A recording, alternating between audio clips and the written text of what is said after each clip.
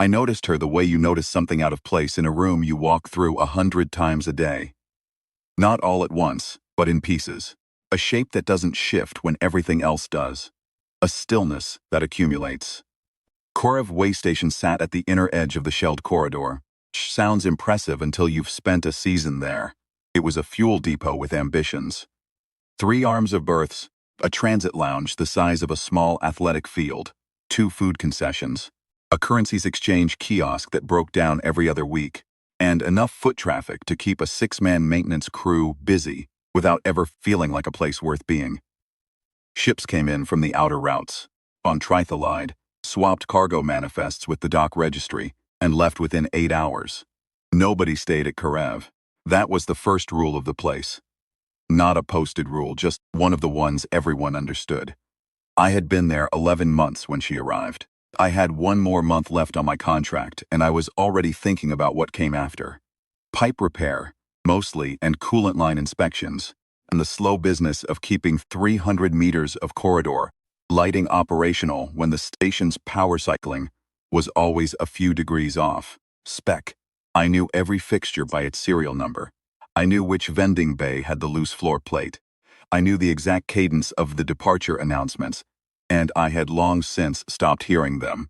The transit lounge had 4 seating bays arranged in a rough square. Bay 7 was the one against the far wall, away from both concessions, underneath the only window that looked outward toward open space rather than the docking arms. It was the least convenient spot in the room if you were trying to catch a connection. It was the most convenient spot if you weren't. She was sitting there on a Tuesday when I came through to replace a failed overhead strip in Bay 9. I remember it was a Tuesday because the cargo hauler out of Dravinsk always docked on Tuesdays, and the lounge was louder than usual. Their crew liked the food from the South concession, and they had a habit of spreading their bags across 2 seats each and talking at a volume calibrated for engine rooms. She sat in the middle of Bay 7 with a single piece of luggage at her feet, not a traveler's duffel, something older, a hard-sided case of dark material I didn't recognize, with no shipping labels. She was upright in the seat, the way I have only ever seen people sit when they have spent a long time being watched. Spine straight, hands folded in her lap, chin level. Not stiff, composed. There is a difference. She had gray skin or near to it, a warm tone, like sand, that had been in indirect light, with undertones of rose that you would miss if you weren't paying attention. Her hair was close-cropped, dark copper coils pressed close to her skull, and her eyes were large and black, reflective, the kind of eyes that don't catch light so much as hold it.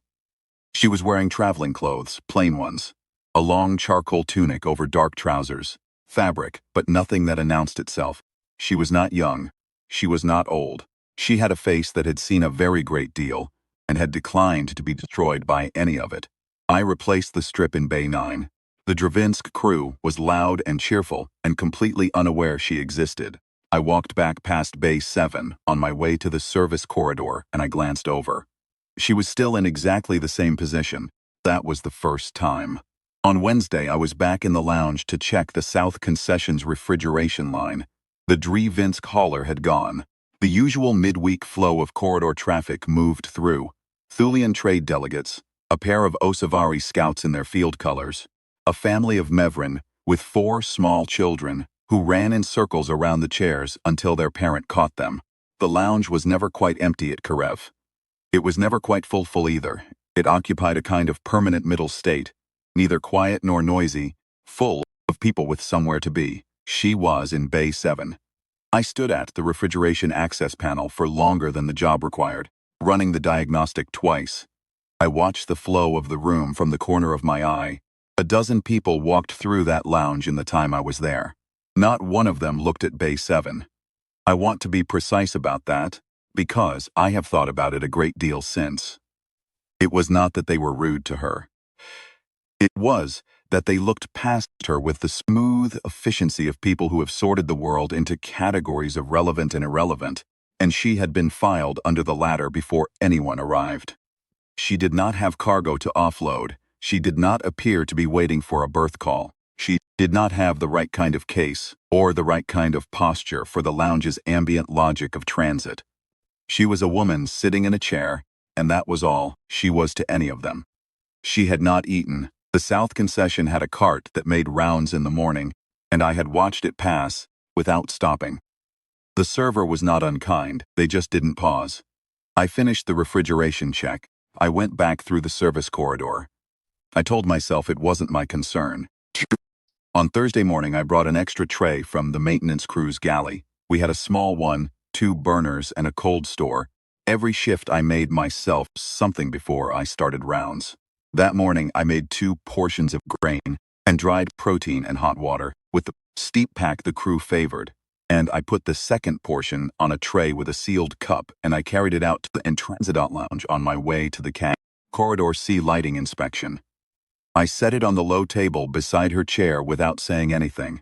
I didn't look at her directly. The tray down, moved on. When I came back through 2 hours later, the tray was empty. She was still in exactly the same position.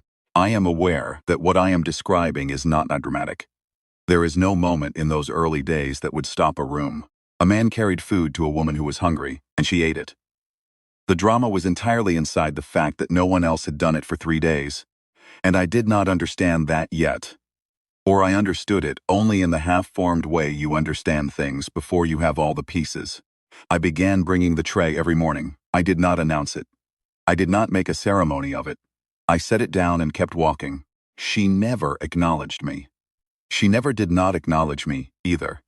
Which is a more important distinction than it might sound. She was aware of what I was doing. I could feel that awareness in the exact quality of her stillness when I approached, the faint recalibration that happened in her hands, in her lap. But she did not speak, and I did not push her to. The transit lounge has a registration kiosk near the entrance. All passengers who enter are supposed to log a holding tag, a declaration that they are waiting for a specific connection. It keeps the dock registry clean, and it gives the station authority a record of who is in the lounge at any time. Most people do it automatically. Long-haul travelers in particular, fastidious about it, because a missing log entry can mean your berth gets reassigned. I had clearance to can't access the registry for maintenance purposes, lighting failures, ventilation complaints, the occasional locked door in a berth corridor where a passenger had engaged the security bolt without knowing how to disengage it. On Friday afternoon, when I was checking a humidity sensor near the kiosk, I pulled up the holding tags for Bay 7. The entry was there. It had been there since Tuesday morning. Passenger transit tag, open-ended, no departure booking. The name on the tag was a string of Quelonar characters that the registry system had transliterated imperfectly, and beside the name there was a status field. In the status field, where most entries read connecting or layover, hers read administrative review, passage suspended. I am not a diplomat. I am not a station authority. I am a maintenance tech with 11 months of CAREF service and a reasonably good understanding of how transit bureaucracy works, which is to say, badly, and often in ways that have nothing to do with the traveler's actual situation. Administrative review, passage suspended was not a criminal flag. It was not a safety hold. It was a bureaucratic cage. Someone, somewhere, in some office that had the authority to communicate with waystation registries, had filed a suspension against her passage booking. She could not leave Karev until the review was lifted. The review had no listed end date. I looked at the name again. I ran the transliteration through the registry's own lookup and got a phonetic approximation. Then, I did something I had never done before in 11 months of Karev service.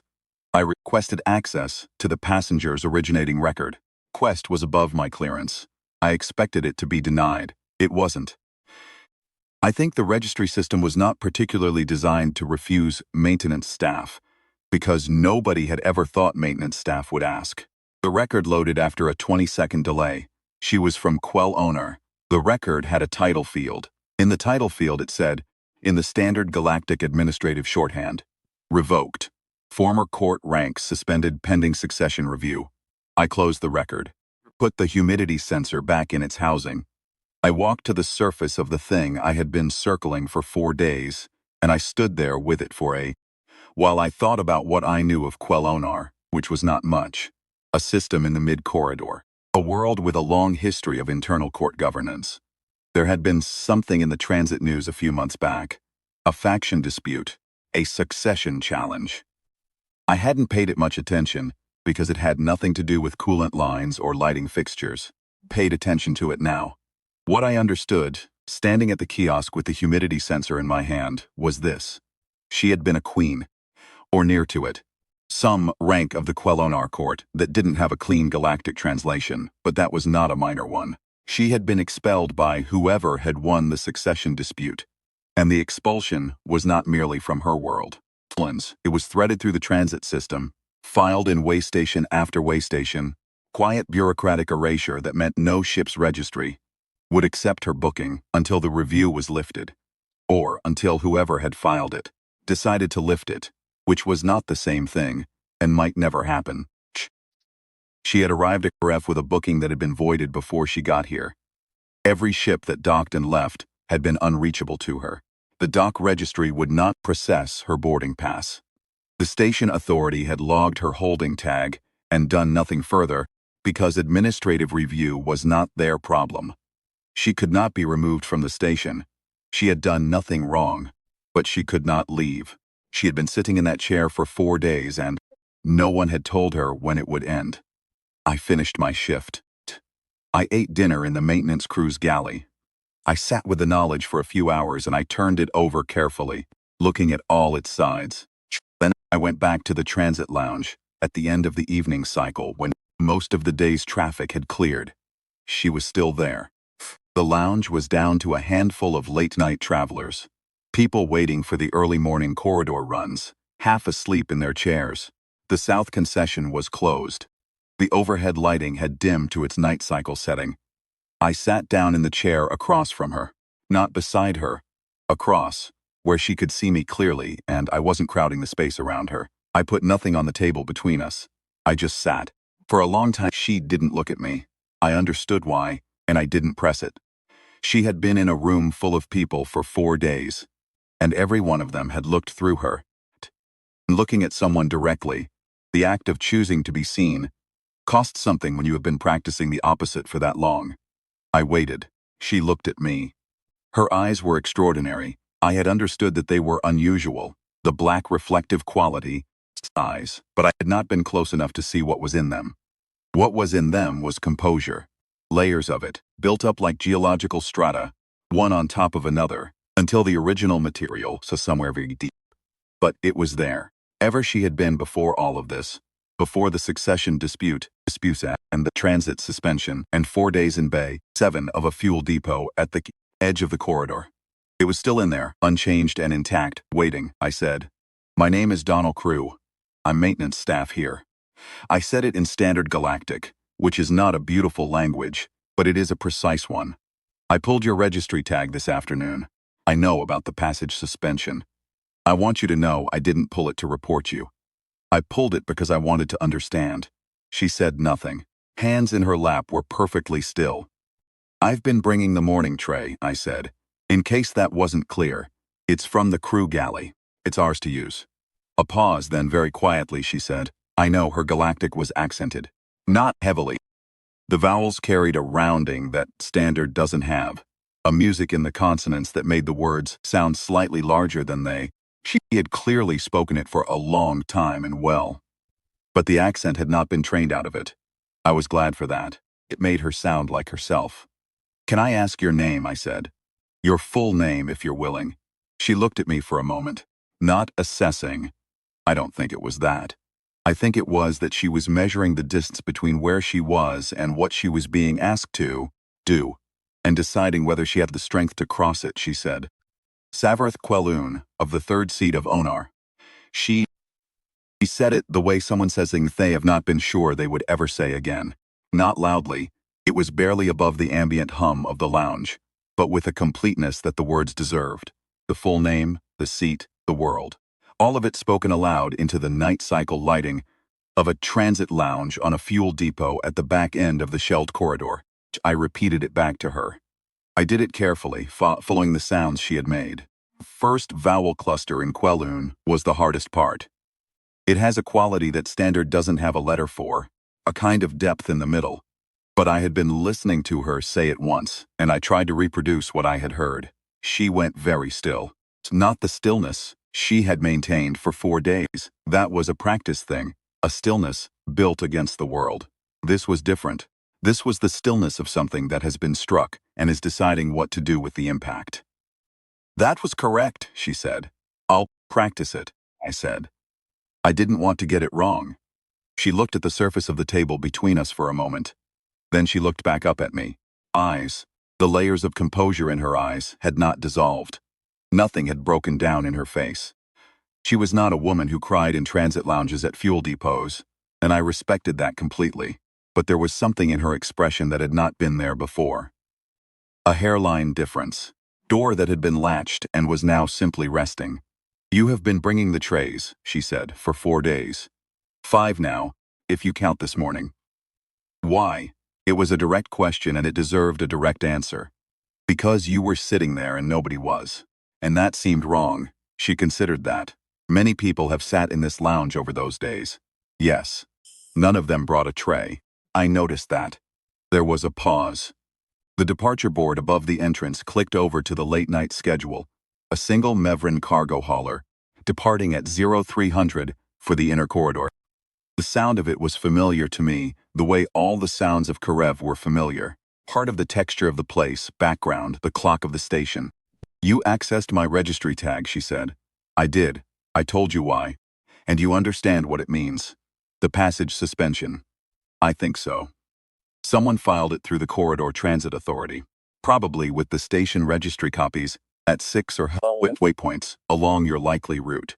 It doesn't expire unless whoever filed it withdraws it or a senior transit arbiter overrides it. I paused. That's a hard thing to get done from a fuel depot. It is, she said. I know a cargo hauler, I said. The Drevinsk run. They come through on Tuesdays. The captain.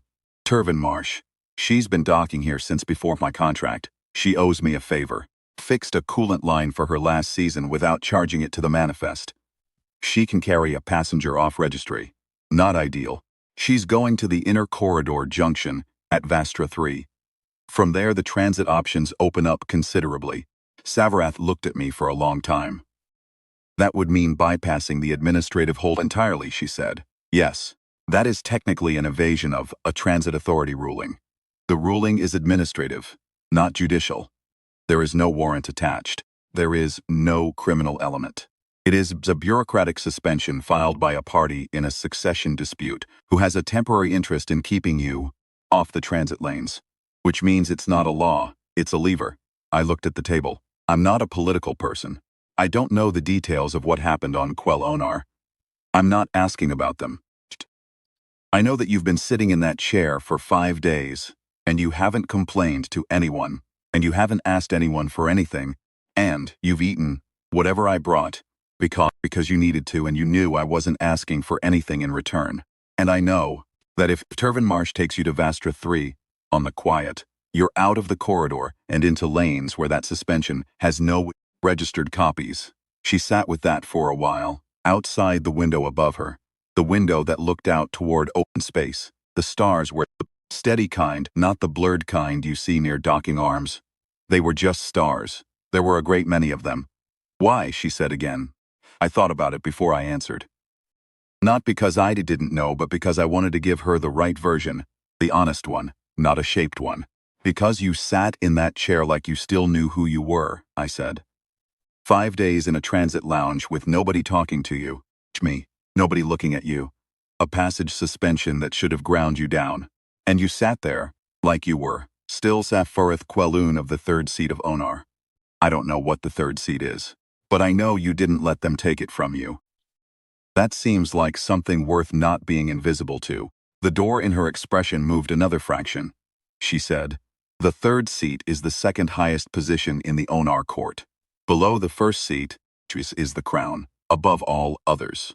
She said it not with pride, it was past pride by then, I think, 5 days past, but with clarity, precision. Anyway, she had said her name. My mother held it before me, her mother before her. The succession dispute you will have seen in the transit news. The faction that took the 1st seat has no legal claim to the 3rd. Legality is a flexible instrument. When you have the transit authority contacts to make someone simply unable to travel. I see. I have been at this station for 5 days, she said. Before this station I was at Vareth Junction for 3 days. Before that, Keldon Hub for 8 days. At each station the booking was voided before I arrived. At each station I sat and waited and no one spoke to me. She paused. At Vareth Junction there was a woman who was going to ask me something. She looked at me twice and then looked away. That was the closest anyone came. She said this without bitterness, which was, to my mind, the most remarkable thing she had said since she sat down with me. Not the title, not the court history, not the exile. The simple accounting of the stations and the days and the fact that a woman at Vareth Junction had looked twice and then looked away. She had noted it. She had held it neutrally, the way you hold a fact you are not sure what to do with. The woman at Vareth Junction didn't ask. I said, no, I'm asking. She looked at me. You have asked considerably. I mean, in general, whatever you need that I'm able to help with. The Dravinsk ship is a real offer. Turvin will do it. I'm confident of that. And she doesn't care about corridor politics. She cares about who has been straight with her, and I have been straight with her for 2 years. I can make the contact tomorrow if you want. And what do you want in return? She said. Nothing, I said. She studied me with those extraordinary eyes. I felt the study, not uncomfortably. I felt it. She was very good at looking at people, and she was not doing me the discourtesy of doing it casually. That is not something many beings say and mean, she said. I know, but I mean it. I am a maintenance tech at a fuel depot, and I have 31 days left on my contract, and then I'm going somewhere else. I am not asking for anything from Quellonar politics. I am not asking you for a favor to be called in later. Don't have a later that intersects with your world. I looked at her steadily. You are a queen who has been sitting in a transit lounge for 5 days, and I have the ability to change that. That's the whole of it. Savarath Quelloon was quiet for a long time. Outside, the stars held their positions. You said queen, she said finally. It seemed like the right word for the third seat. The correct translation is closer to holding voice. The one who speaks for the court when the first seat is absent or cannot. She paused. But in the outer languages, yes. Queen is the approximation. Then that's what I meant. She looked at the table again. Then she straightened. She was already straight. But this was a different quality of it. A decision made in the spine rather than just maintained there.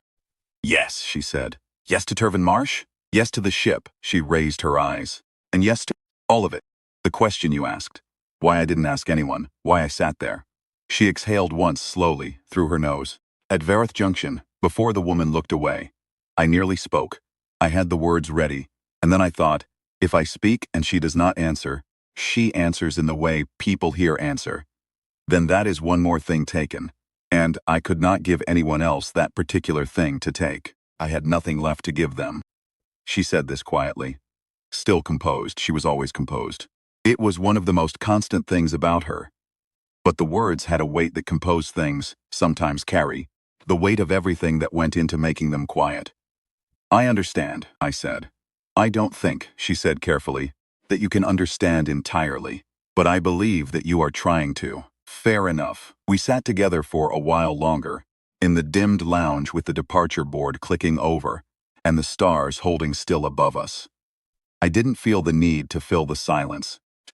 I have never been a man who felt the need to fill silences, which has been a liability in some parts of my life, and an asset in others. Here it was an asset. She had been sitting with silence for 5 days, and she knew the difference between silence that was indifferent and silence. That was company. After a while she said, you said you have 31 days remaining on your contract. Yes, and then, I haven't decided. There are other stations, other runs. I looked at the ceiling. I've been thinking about the outer corridor. There's maintenance work there. Newer stations, less settled, the kind of place where a tech with 2 years of experience gets a longer contract and more interesting problems. The outer corridor is more complex politically, she said. I hear that.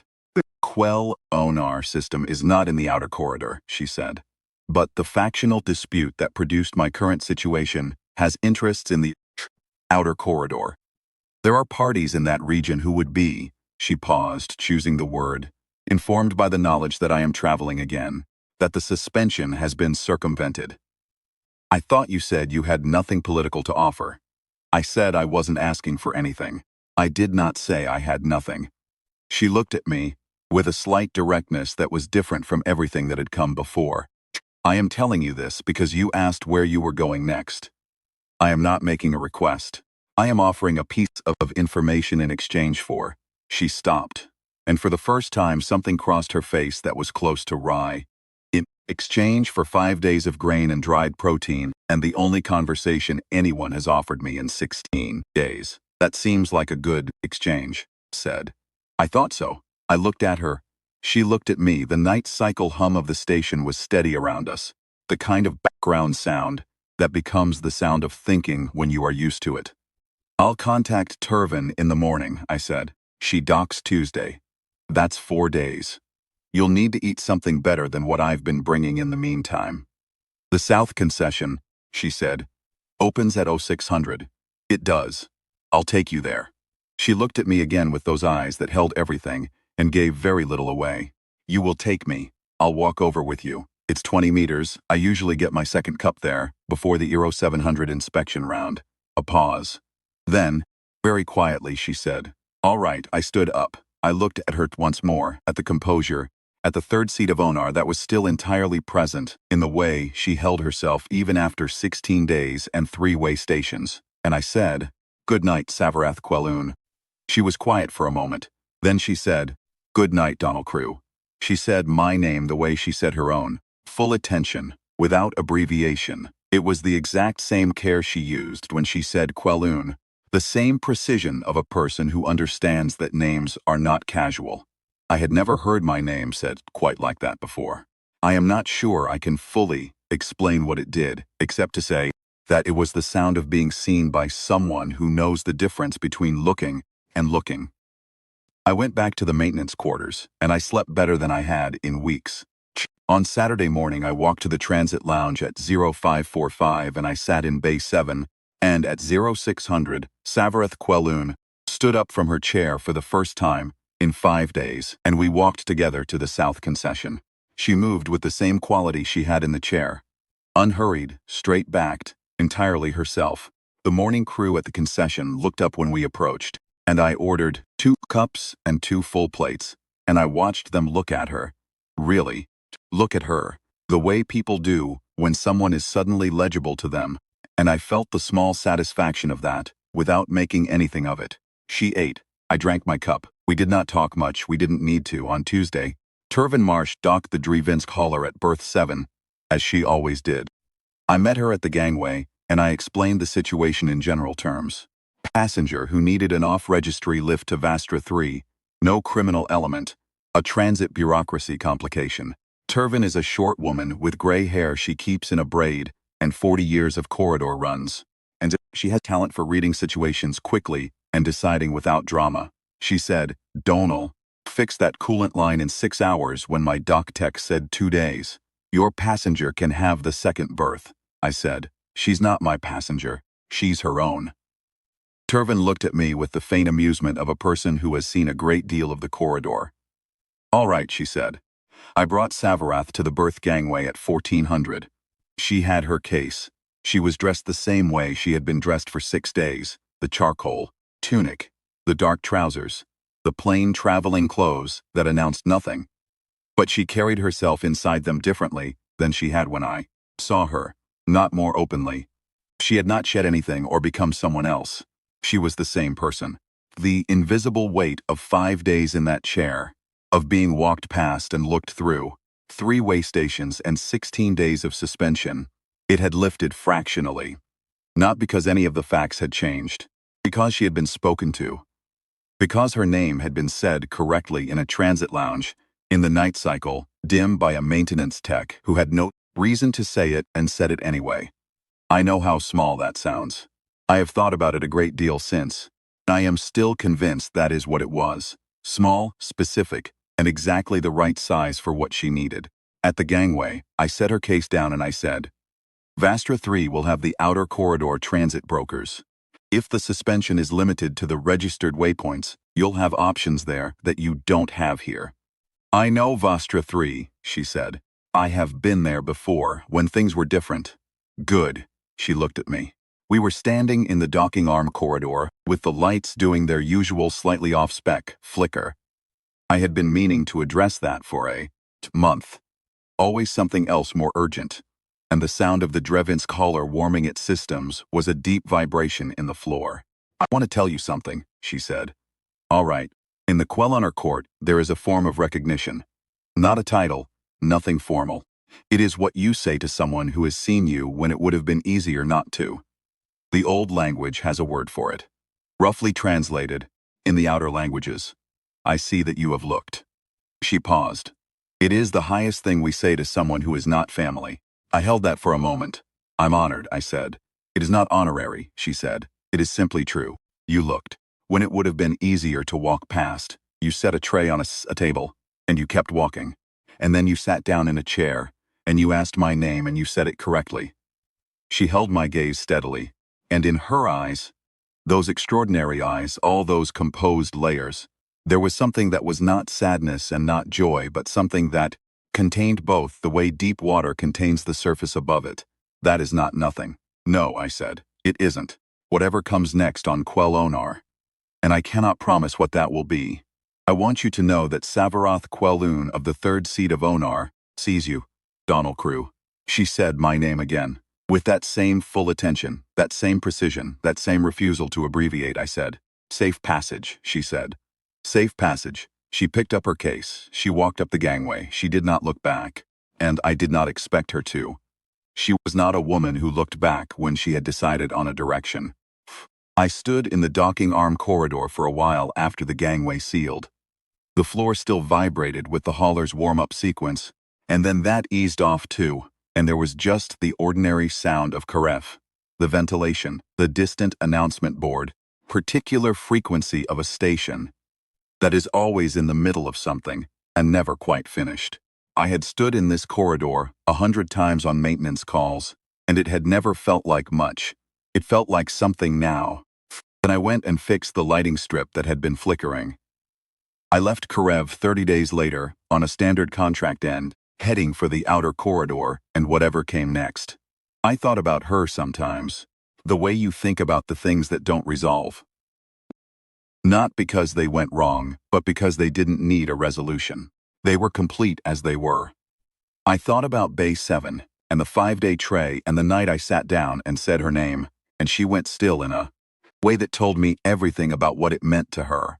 I thought about how she had said my name in return, both times, with the same care she used, for her own, as if names deserved to be handled that way. I have met very few people who treat names like that. I hope I have become one of them. She had been sitting in that chair and no one had looked. I had looked. She had told me what it meant to look, in the old language of her court, in a docking arm corridor with a flickering light that I should have fixed sooner. I have no way to know what happened on Quellenor after that. Whether the succession dispute cleared, whether the third seat came back to her, whether any of it went the way it should have. The outer corridor doesn't share much news from the mid-systems. But I know this. She walked onto that ship still entirely herself. She carried the third seat with her, the way she had carried it through 16 days of invisibility. Not loudly, not claimed, just present, still there, unchanged. I think that is what dignity is, not the kind that requires an audience. The kind that persists in Bay 7 of a transit lounge at a fuel depot, when no one is watching, when no one is speaking your name, when the departure board keeps clicking over, and the ships keep leaving without you. She had that kind. She had always had it. I was just the one who looked.